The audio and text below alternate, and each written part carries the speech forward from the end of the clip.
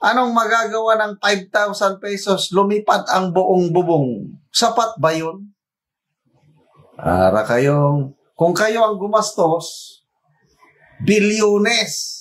Pag taong bayan na taxpayers, tinitipid ninyo. Bakit hindi nyo dagdagan naman ang ibigay na tulong sa mga nasalanta ng bagyo?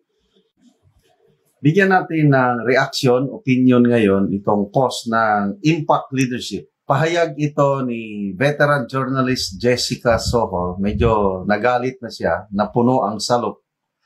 Nagsalita na siya laban sa nangyayari sa ating gobyerno ngayon, mga kapalpakan.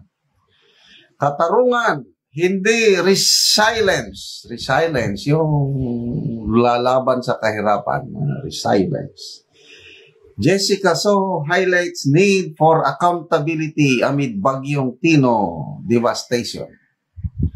Broadcast journalist Jessica Soho called on Filipinos to demand accountability following the deadly floods caused by Typhoon Tino.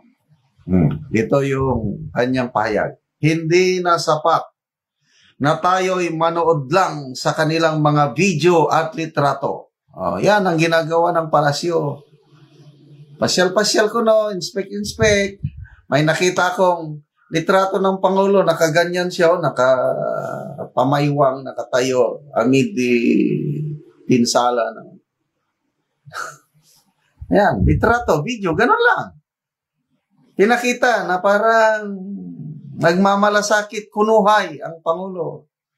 Salita.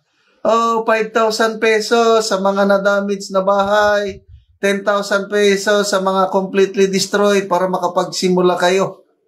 Ay, nako.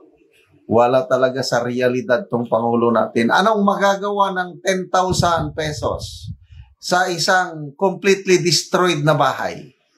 Sapat ba yun? Anong magagawa ng 5,000 pesos? Lumipat ang buong bubong. Sapat ba yun? Para kayong, kung kayo ang gumastos, bilyones. Pag taong bayan na taxpayers, tinitipid ninyo. Bakit hindi nyo dagdagan naman ang ibigay na tulong sa mga nasalanta ng bagyo? Sa assistance, ang binibigay natin ngayon, 5,000 para sa mga partially damaged na bahay at 10,000 para sa completely damaged na bahay.